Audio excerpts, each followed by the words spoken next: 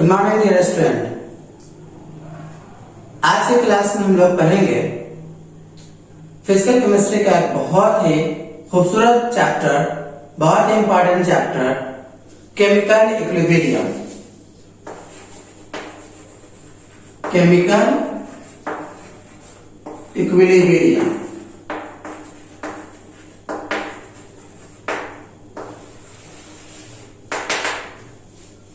Chemical equilibrium chapter का नाम क्या होगा? Chemical equilibrium. बहुत इंपॉर्टेंट चैप्टर, बहुत इंपॉर्टेंट चैप्टर। और इंपॉर्टेंट इस मामले में कि क्वेश्चन तो एग्जाम में आएंगे ही, ठीक है, और जितना इंपॉर्टेंट उतना ही आसान। बहुत इजी चैप्टर, ठीक है। चलिए, अगर हम किसी रिएक्शन की बात करें तो रिएक्शन दो तरह के देखने को मिलते हैं। रिएक्शन दो तरह के देखने को मिलते हैं on the basis of nature of movement of particles. On the basis of movements of particles. एक को कहते हैं हम रिवर्सिबल रिएक्शन, रिवर्सिबल रिएक्शन, और दूसरे को कहते हैं इरिवर्सिबल रिएक्शन, इरिवर्सिबल रिएक्शन। दोनों में फर्क क्या है? क्या है फर्क रिवर्सिबल रिएक्शन और इरिवर्सिबल रिएक्शन में? तो हम कहेंगे कि जो रिवर्सिबल रिएक्शन होगा वो दोनों डायरेक्शन में चलेगा। दोनों डायरेक्शन कहने का मतलब हुआ कि सपोज एक रिएक्टेंट ए है, इससे प्रोडक्ट बन रहा है बी, तो जब ए बी में कन्वर्ट होता है साथ साथ बी भी ए में कन्वर्ट होने लगता है। तो ऐसे रिएक्शन को हम लोग डबल एरो वाले लाइन से हम लोग दिखाते हैं। अगर आपको कहीं भी किसी रिएक्शन में डबल एरो देखने को मिलता है तो हम उसे क्या करेंगे? रिवर्सिबल रिएक्शन नाम देंगे, ठीक है। रिवर्सिबल रिएक्शन को रिप्रेजेंट करने का एक और भी तरीका है, ऐसे लिखा जाता है, ठीक है। एक और भी तरीका है, ऐसे भी लिखा जाता है, ठीक है। लेकिन ये ऊपर वाला जो रिप्रेजेंटेशन है ज्यादातर बुकों में ऐसे ही देखने को मिलता है। ये बहुत लेस कॉमन है। ये क्या है? लेस कॉमन है। हालांकि ऐसे भी रिप्रेजेंट करना चाहता। मैं आपको इसलिए बता दिया कि सपोज अगर एग्जाम में क्वेश्चन आ जाए और ऐसा लिखा हो तो पता तो चले पहले कि ये रिवर्सिबल रिएक्शन की बात कर रहा है। अगर हम रिएक्शन की टाइप को ही ना पहचाने तो आगे के काम तो मुश्किल होगा। तो हम रिवर्सिबल रिएक्शन को पहचानने ऐसे अगर डबल एरो देखते हैं तो हम उसे क्या कहेंगे कि ये रिवर्सिबल रिएक्शन है। अब इरिवर्सिबल रिएक्शन कैसा दिखेगा? तो इरिवर्सिबल रिएक्शन, सपोज एक रिएक्टेंट ए है, वो बी में कन्वर्ट होता है, तो इरिवर्सिबल रिएक्शन सिंगल एरो से दिखाया जाएगा। कैसा दिखाया जाएगा? सिंगल एरो की तरफ से दिखाया जाएगा, जिसमें जो लेफ्ट साइड वाला होगा, जो लेफ्ट साइड वाला सब्सटेंस होगा, इसको हम लोग रिएक्टेंट कहेंगे, और जो राइट साइड में लिखा जाएगा जिसके तरफ एरो होगा, एरो का हेड, वो प्रोडक्ट कहना है, ठीक है। यहां भी इस तरह से ए रिएक्टेंट हो जाएगा, बी प्रोडक्ट हो जाएगा। सपोज कि ए का किसी अमाउंट से हम रिएक्शन स्टार्ट करते हैं, कोई एक अमाउंट लेकर के हम रिएक्शन को स्टार्ट करते हैं, और जैसे ही रिएक्शन को स्टार्ट किया, ये क्या हुआ? बी में कन्वर्ट होना स्टार्ट हो गया, प्रोडक्ट बी बनना स्टार्ट हो गया। जब सर्टेन अमाउंट ऑफ बी बन गया तो ये वापस से ए में कन्वर्ट होना स्टार्ट हो गया। अगर रिएक्शन दोनों साइड से स्टार्ट हो जाए, दोनों साइड से चलने लगे, रिएक्शन प्रोडक्ट में कन्वर्ट होने लगे और प्रोडक्ट फिर से रिएक्शन में कन्वर्ट होने लगे, तो ऐसे रिएक्शन को हम लोग रिवर्सिबल रिएक्शन के नाम से जानते हैं। और केमिकल इक्विलिब्रियम में हम सिर्फ और सिर्फ रिवर्सिबल रिएक्शन की ही बात करेंगे, ठीक है। रिवर्सिबल रिएक्शन के बारे में हम लोग पढ़ते हैं तो एक चैप्टर बनता है जिसको हम लोग कहते हैं केमिकल इक्विलिब्रियम, और इरिवर्सिबल रिएक्शन के बारे में हम लोग पढ़ते हैं जिसमें एक चैप्टर बनता है केमिकल काइनेटिक्स। तो केमिकल इक्विलिब्रियम को हम लोग दो हिस्से में पढ़ेंगे। केमिकल इक्विलिब्रियम को दो हिस्से में पढ़ेंगे, एक केमिकल इक्विलिब्रियम के नाम से, सपोज चैप्टर का नाम ज्यादातर बेहतर हो कि कहें हम इक्विलिब्रियम, ठीक है, लेकिन एनसीईआरटी लिखता है केमिकल इक्विलिब्रियम, लेकिन ज्यादा बेहतर कहना होगा कि इक्विलिब्रियम हमारा चैप्टर है। इक्विलिब्रियम दो टाइप का, एक केमिकल इक्विलिब्रियम और एक आयनिक इक्विलिब्रियम, ठीक है। ओके, चलिए नोट डाउन।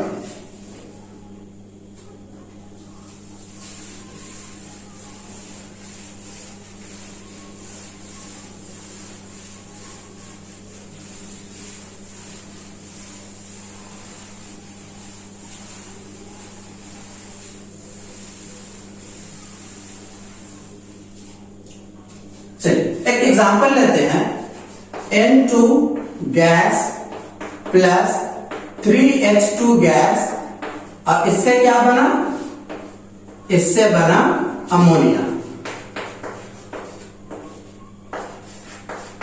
जैसे देखिए यहां पर एक इक्विलिब्रियम वाला रिएक्शन लिखा हुआ है।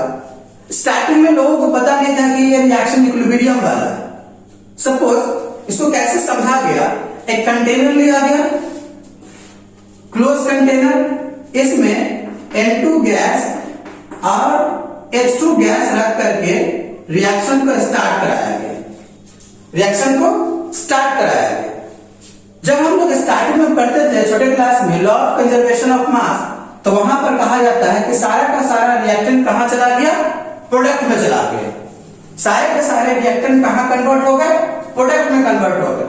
तो कुछ समय के बाद ऐसा केमिस्ट को लगा कि नाइट्रोजन और हाइड्रोजन जो हम कंटेनर में रखे हैं वो कंटेनर से खत्म होकर के कहां चले जाएंगे, वो चले जाएंगे अमोनिया में।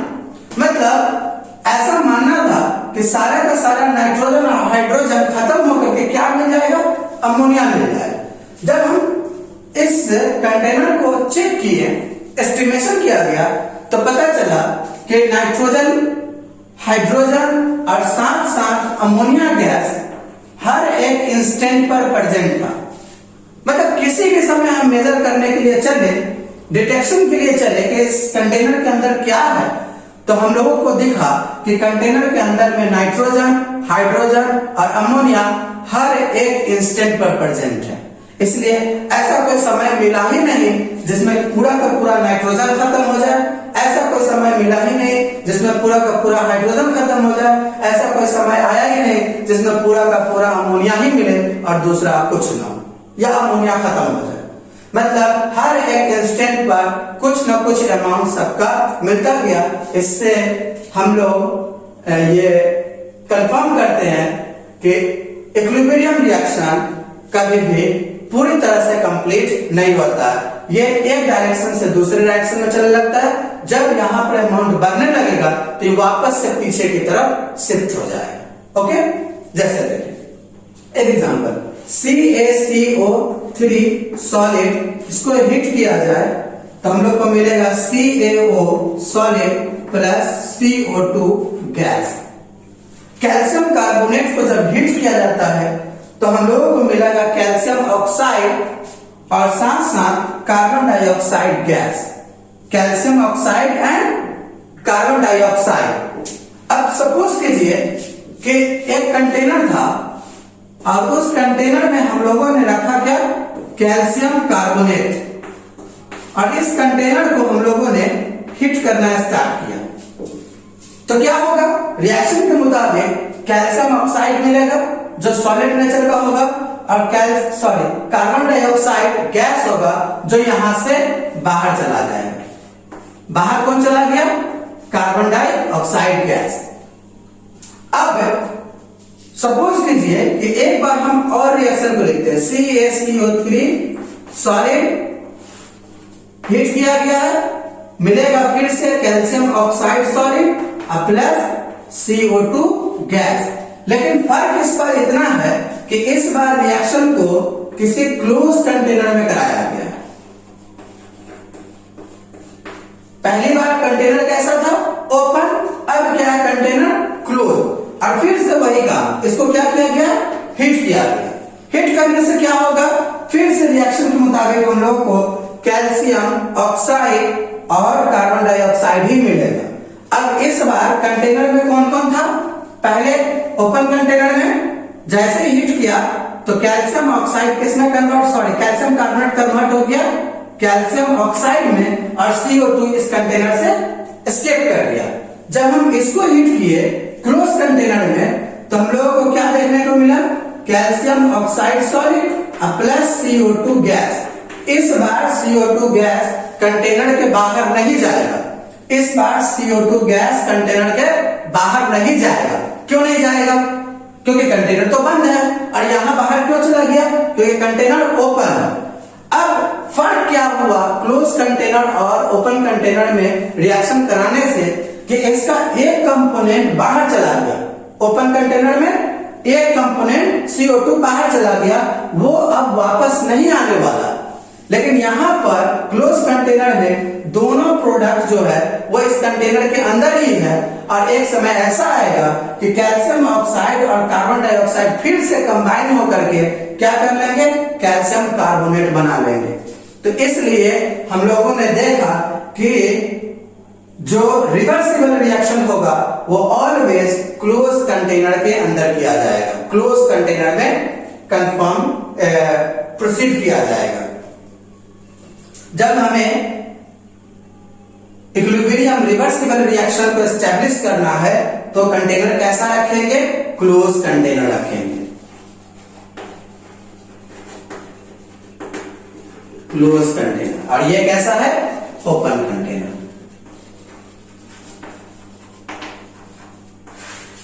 तो क्या देखें, केमिकल रिवर्सिबल रिएक्शन परफॉर्म कराने के लिए हमें एक क्लोज कंटेनर की जरूरत होगी। ओपन कंटेनर में हम रिवर्सिबल रिएक्शन को परफॉर्म नहीं करा सकते।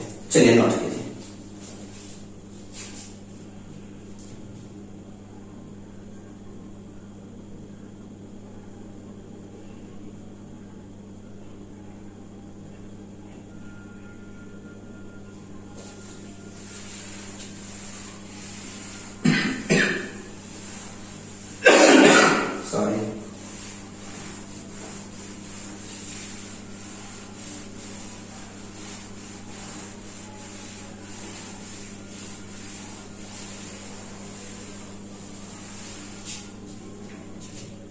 चलिए अब हम लोग क्या किए, रिवर्सिबल रिएक्शन कहां पे कराना है, रिवर्सिबल रिएक्शन किसी कंटेनर के अंदर कराना है। रिवर्सिबल रिएक्शन कहां कराना है, किसी कंटेनर के अंदर में। अब वो कंटेनर कैसा होना चाहिए, क्लोज होना चाहिए।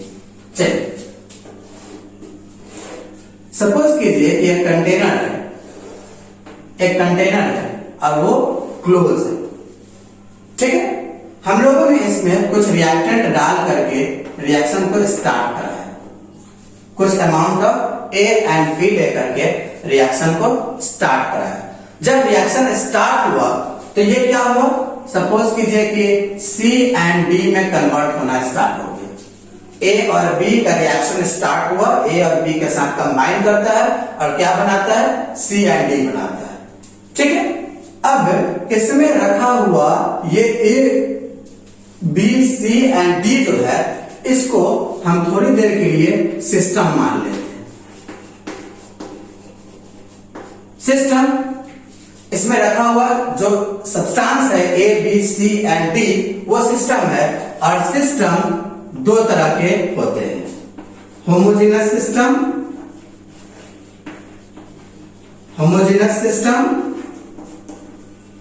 And heterogeneous system.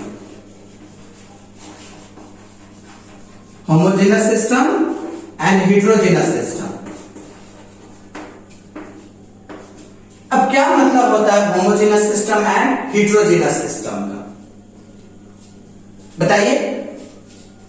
होमोजेनस मतलब एक जैसा, ठीक है, और heterogeneous मतलब एक से ज्यादा, है ना।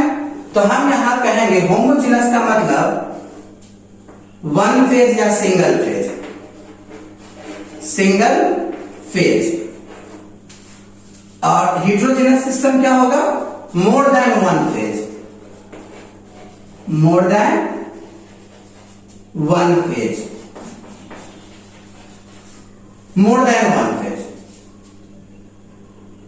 अब यहां पर थोड़ा सा डाउट हो रहा होगा कि सर ये फेज क्या है, ये फेज क्या है, इससे कुछ पता नहीं चल पा रहा है कि ये वर्ड फेज क्या है।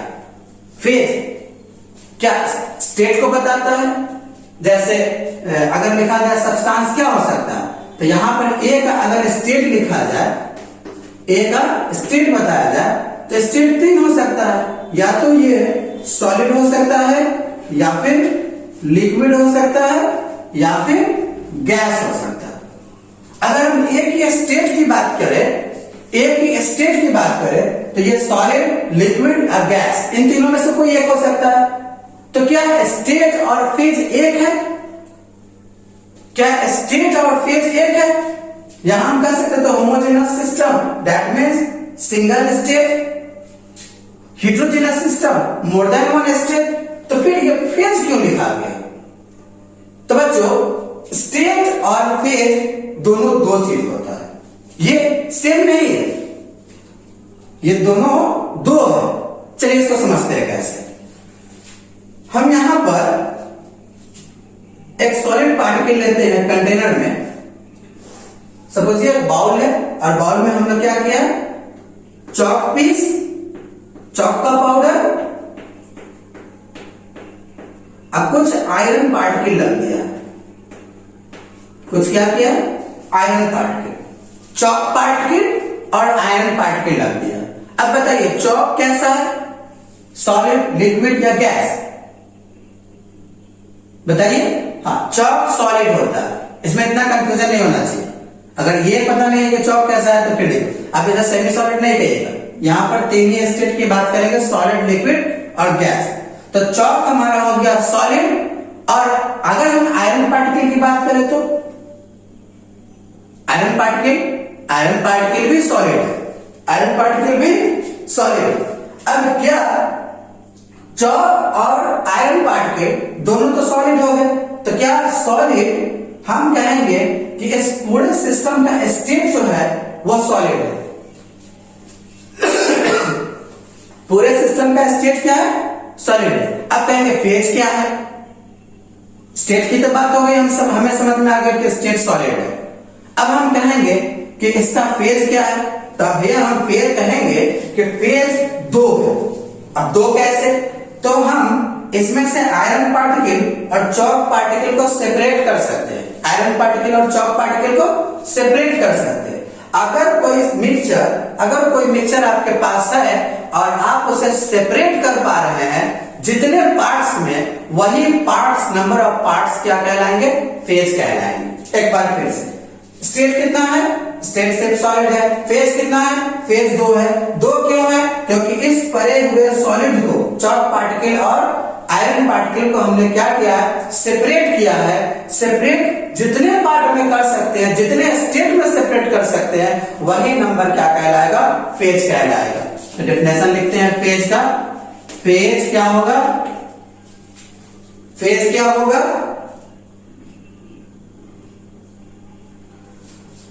it is the mechanically separable part, it is the mechanically separable part of the system। लिख लीजिए, mechanically separable part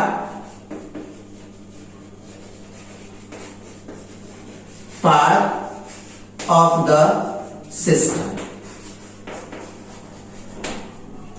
हम यहां पर दो स्टेट में डिवाइड कर सकते हैं इसको, आयरन पार्टिकल को अलग कर सकते हैं, चॉक पार्टिकल को अलग कर सकते हैं। दोनों स्टेट एक ही है सॉलिड, लेकिन फेज कितने हो गए, फेज दो हो गए। अब आपसे पूछा जाए कि चलो मिल्क ले लेते हैं, मिल्क, तो मिल्क क्या है, लिक्विड है। मिल्क क्या है, तो लिक्विड है और साथ साथ मिक्सचर भी है। उसमें हम जानते हैं प्रोटीन्स है, उसमें फैट्स है, उसमें सॉल्युबल विटामिन्स है ना। तो क्या हम सबको सेपरेट कर सकते हैं मैकेनिकली, सिंपल तरीके से? सपोज कि वाटर और मिल्क का मिक्सचर, एक ग्वाला आया और वो दूध में पानी मिला करके लाता है। मिल्क वेंडर क्या करता है, दूध में पानी मिला करके लाता है। और हम उसे क्या कहेंगे कि तुम पानी मिला करके लाए हो। क्यों? क्योंकि हम दूध को अलग और पानी को अलग कर सकते हैं? नहीं, ऐसा नहीं कर सकते।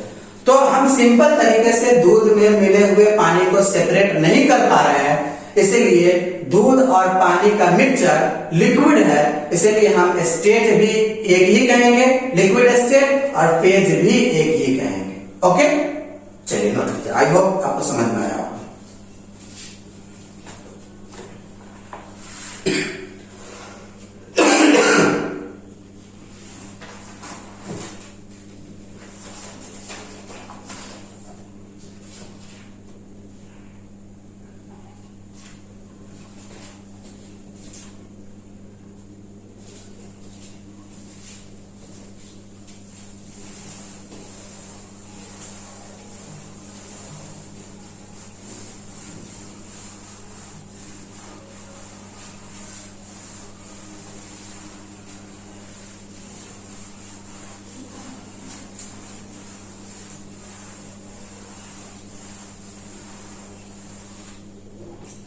एक टर्म आता है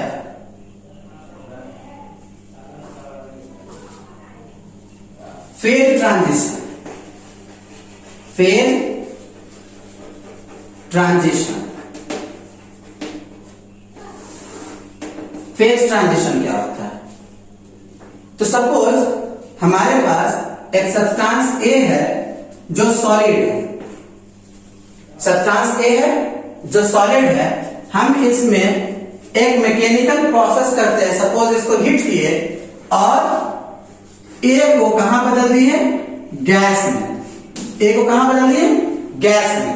तो सब्सटेंस अभी भी ए है स्टार्टिंग में, और कन्वर्जन के बाद भी क्या है, वो ए ही है, लेकिन इसका स्टेट क्या हुआ, चेंज हुआ। जब कभी किसी एक सब्सटेंस का स्टेट चेंज कर जाए तो हम उसे फेज ट्रांजिशन कहेंगे। क्या कहेंगे, फेज ट्रांजिशन कहेंगे। इसको डिफाइन कर सकते हैं, conversion of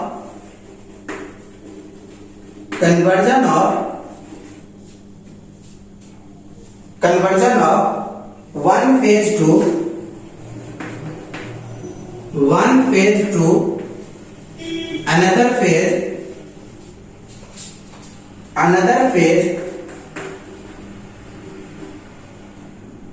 another phase of same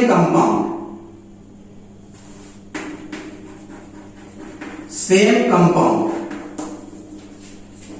क्या कहेंगे, conversion of one phase two another phase of same compound.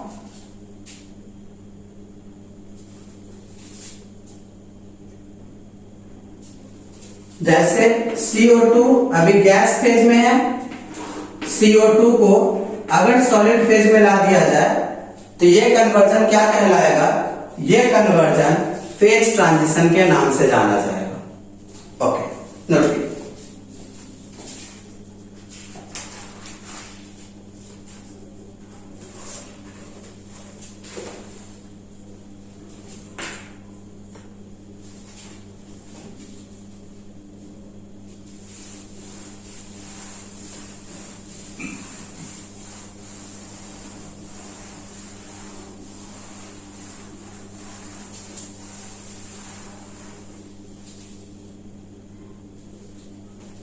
चलिए, टर्म आता है rate of reaction.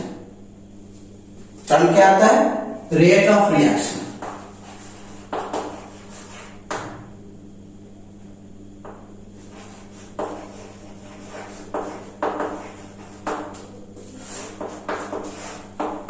Rate of reaction, इसे हम शॉर्ट में ROR भी लिखेंगे, रेट ऑफ रिएक्शन। सपोज एक रिएक्शन है, ए से बी की तरफ चलता है, ए से बी की तरफ चलता है, तो रेट क्या होता है? तो रेट हम डिफाइन करते हैं change by time, change in something by time. जैसे हम वेलोसिटी को कैसे एक्सप्लेन करते हैं, तो change in distance by time. Acceleration कैसे डिफाइन करते हैं? Change in velocity by time या चेंज इन टाइम। इसी तरह से रेट ऑफ रिएक्शन कैसे डिफाइन किया जाएगा? तो change in concentration, mole, pressure, volume of a reactant और product with respect to time, with respect to time या पर यूनिट टाइम। जैसे लिख सकते हैं change in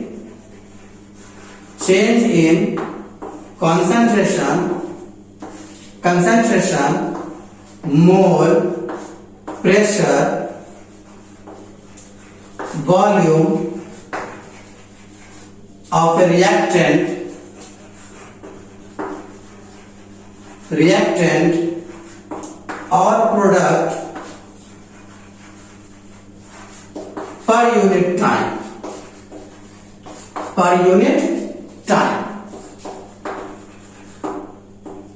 change in concentration, mole, pressure, volume of a reactant or product with respect to time is called rate of reaction। अब इसमें change क्या होगा? तो चेंज के लिए हम लोग साइन बनाएंगे डेल्टा। तो change in A per unit time, that means change in time क्या डिफाइन करेगा? ये क्या बताएगा? Change in A bye change in time, ये रिप्रेजेंट करेगा disappearance of reactant, disappearance of A, disappearance of A, disappearance of A। या फिर बेहतर होगा किसको लिखा जाए? Rate of disappearance of A, rate of disappearance of A. अब यहां पर सपोज कीजिए कि रिएक्टेंट क्या करेगा? धीरे धीरे कम होगा। रिएक्टेंट क्या होगा? धीरे धीरे इसका अमाउंट कम होगा। तो जब कम होगा तो हम इसके लिए एक माइनस साइन को इंट्रोड्यूस करते हैं। यह माइनस साइन ये बताता है कि ए का अमाउंट टाइम के साथ क्या हो रहा है? डिक्रीज कर रहा है। इसी तरह से अगर बी को दिखाया जाए तो change in B by change in time, ये दिखाएगा rate of appearance of B, rate of appearance of B. यहां पर क्या लिखेंगे? Positive sign. पॉजिटिव साइन क्यों लिखेंगे? कि जैसे जैसे टाइम कंज्यूम होगा उस तरह से बी का अमाउंट इंक्रीज करेगा। तो बी का अमाउंट इंक्रीज कर रहा है इसलिए पॉजिटिव साइन, ए का अमाउंट डिक्रीज कर रहा है इसलिए नेगेटिव साइन। तो इस तरह से हमने देखा कि अगर हमने क्वेश्चन में कहा जाए rate of disappearance of A निकालो, तो हम क्या निकालेंगे? Minus del A by del T. और यहां पर चेंज इन डेल ए क्या रिप्रेजेंट कर रहा है? तो डेल ए रिप्रेजेंट कर रहा है change in A, change in concentration of A, change in mole of A, change in pressure of A, change in volume of A. ठीक है।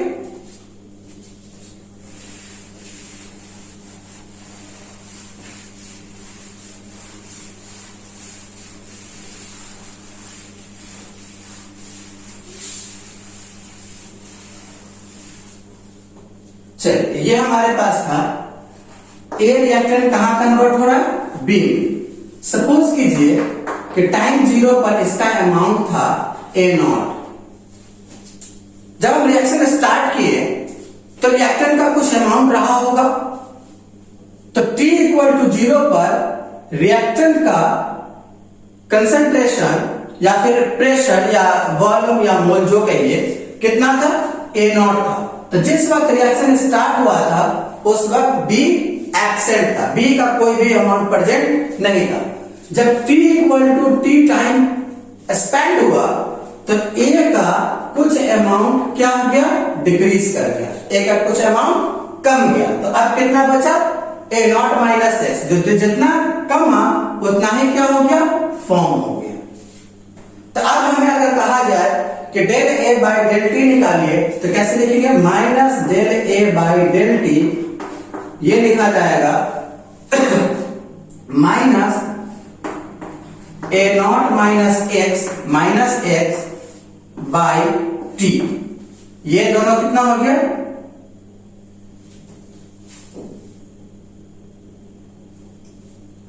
सॉरी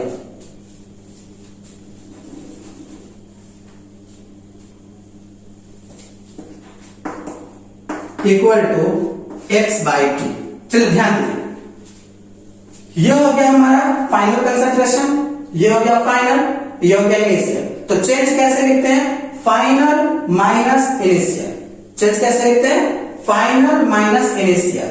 और ये साइन तो पहले से था, तो ये कितना हो गया सॉल्व करने के बाद x बाई टी। इसी तरह से निकाला जाए delta b by delta T, तो वो कितना हो जाएगा, delta b x minus 0 by T.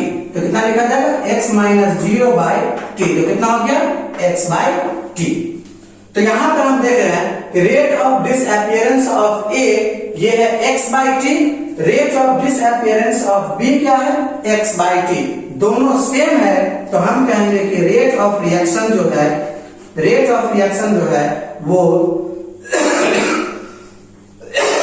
Sorry minus del A by del T equal to plus del B by del T equal to x by t. ये हम लोगों को देखने को मिलेगा। रेट ऑफ रिएक्शन कितना देखने को मिला, रेट ऑफ रिएक्शन देखने को मिला minus del A by del T equal to plus del B by del T is equal to x by t.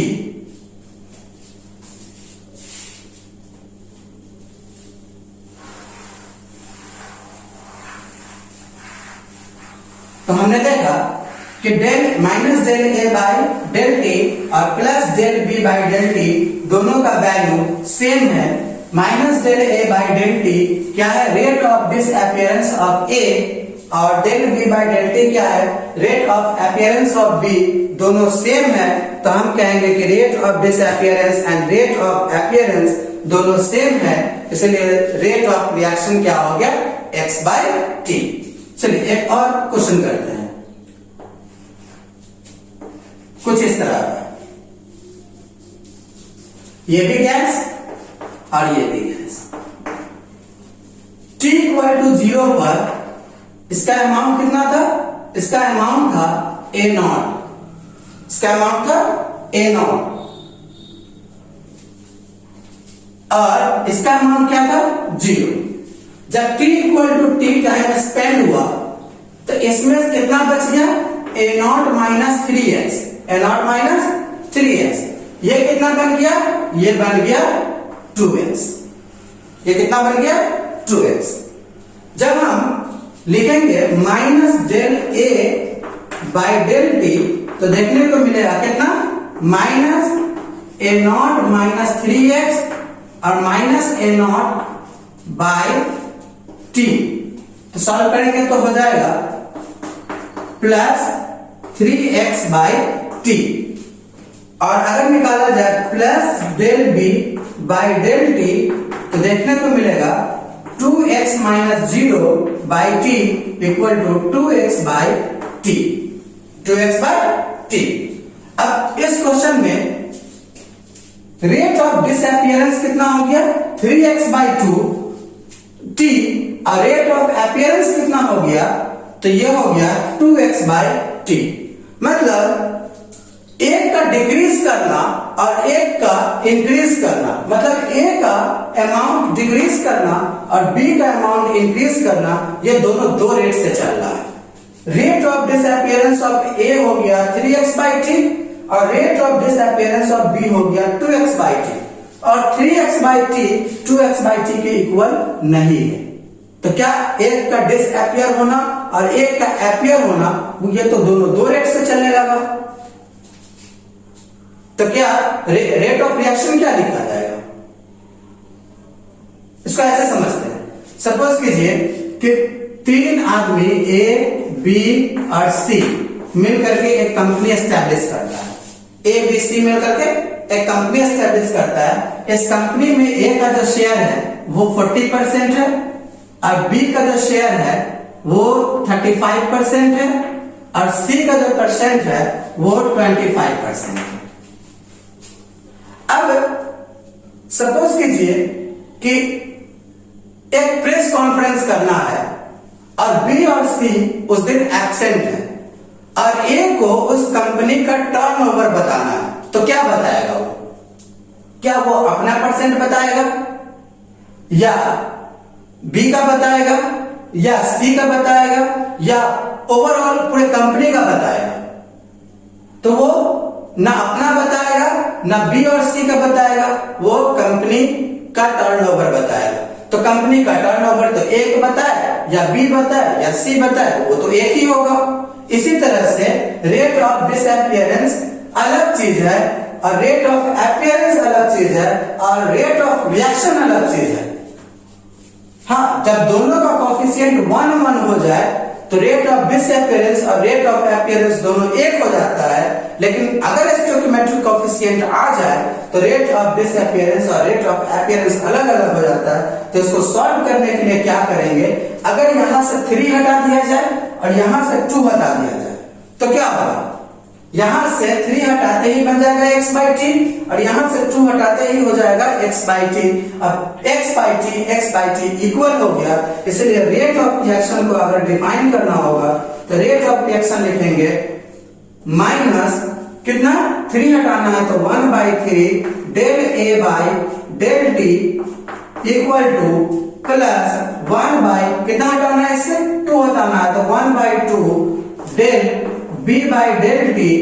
और जैसे ही हमने हटाया ये कितना था, इसका अमाउंट था 3x/t और 3x/t को 3 से डिवाइड करते ही ये बन गया x/t और इसका वैल्यू कितना था, इसका वैल्यू था 2x/t, 2 से डिवाइड करते हैं ये भी बन गया x/t। अब x/t रेट ऑफ रिएक्शन है, लेकिन अगर पूछा जाए कि rate of disappearance of A क्या है तो वो है 3x/t और rate of appearance of B कितना है तो वो है 2x/t और रेट ऑफ रिएक्शन x/t। तो एक जनरल फॉर्मूला एस्टेब्लिश कर लिया जाए जिससे हम आसानी से किसी भी रिएक्शन का रेट ऑफ रिएक्शन बता सकते हैं।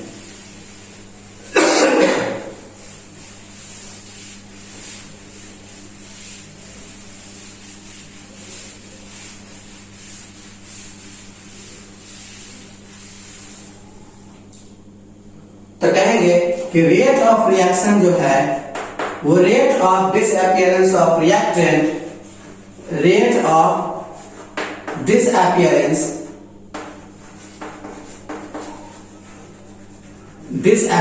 ऑफ रिएक्टेंट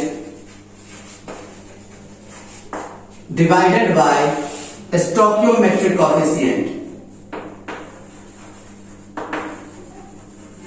स्टोइकियोमेट्रिक कोएफिशिएंट, या फिर लिख सकते हैं रेट ऑफ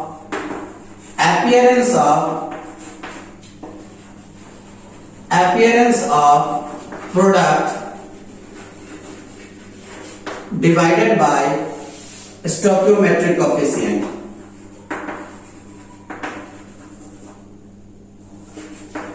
Stoichiometric coefficient. तो रेट ऑफ रिएक्शन कैसे डिफाइन किया जाएगा? Rate of disappearance of reactant divided by stoichiometric coefficient और rate of appearance of product divided by stoichiometric coefficient. Suppose एक रिएक्शन लिखा हो N1A प्लस N2B, इससे बना रहा हो N3C प्लस N4D। तो रेट ऑफ रिएक्शन लिखा जाएगा, रेट ऑफ रिएक्शन ये लिखा जाएगा -1/N1 del A by del T equal to -1/N2 del B by del T equal to plus 1/N3 del C by del T equal to plus 1/N4 del D by del T। ये हमारा general expression हो गया। ऐसे हम rate of reaction लिखेंगे।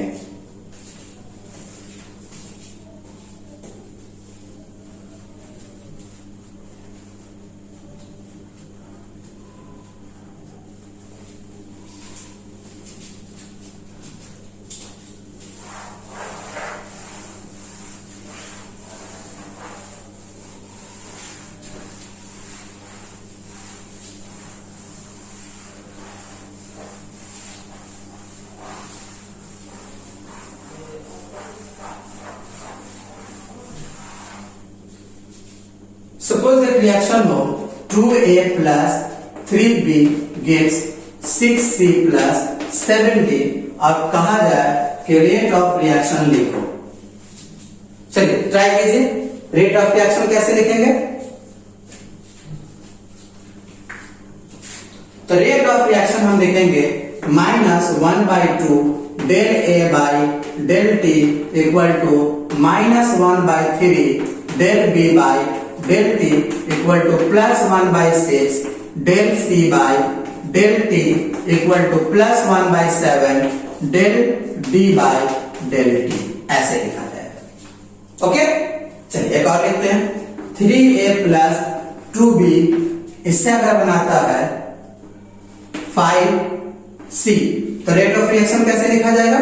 Rate of reaction लिखा जाएगा -1/3 del A by del T equal to -1/2 del B by del T equal to +1/5 del C by del T, ऐसे लिखेंगे। ठीक है, और पूछा जाए कि रेट ऑफ डिसअपियरेंस ऑफ ए लिखो, तो रेट ऑफ डिसअपियरेंस अभी भी अगर इसका रेट ऑफ डिसअपियरेंस लिखना हो, रेट ऑफ डिसअपियरेंस ऑफ ए लिखना हो तो हम अभी भी लिखेंगे कितना? -del A by del T। Rate of disappearance और डिसअपियरेंस, रेट ऑफ डिसअपियरेंस और अपीयरेंस अगर लिखना हो तो उसमें कोएफिशिएंट से डिवाइड नहीं करते हैं, लेकिन रेट ऑफ रिएक्शन लिखना हो तो हम उसको कोएफिशिएंट से डिवाइड करते हैं। अब सोचो कि कोएफिशिएंट से डिवाइड करने पर हुआ क्या? देखो यहां पर कितना है 2, यहां कितना है 3, यहां कितना है 6, यहां कितना है 7। अगर हम सबको अपने ही कोएफिशिएंट से डिवाइड कर दिए तो सब तो 1 हो गया। 2/2 1, 3/3 1, 6/6 1, 7/7 1, और 1 से 1 बन रहा है, 1 से 1 बन रहा है। इस तरह से हमने क्या किया? 1 में कन्वर्ट कर दिया। और जैसे ही 1 में कन्वर्ट किया तो चाहे ए के लिए बताओ या बी के लिए बताओ या सी या डी किसी के लिए बताओ, सबके लिए एक ही वैल्यू मिलने वाला है।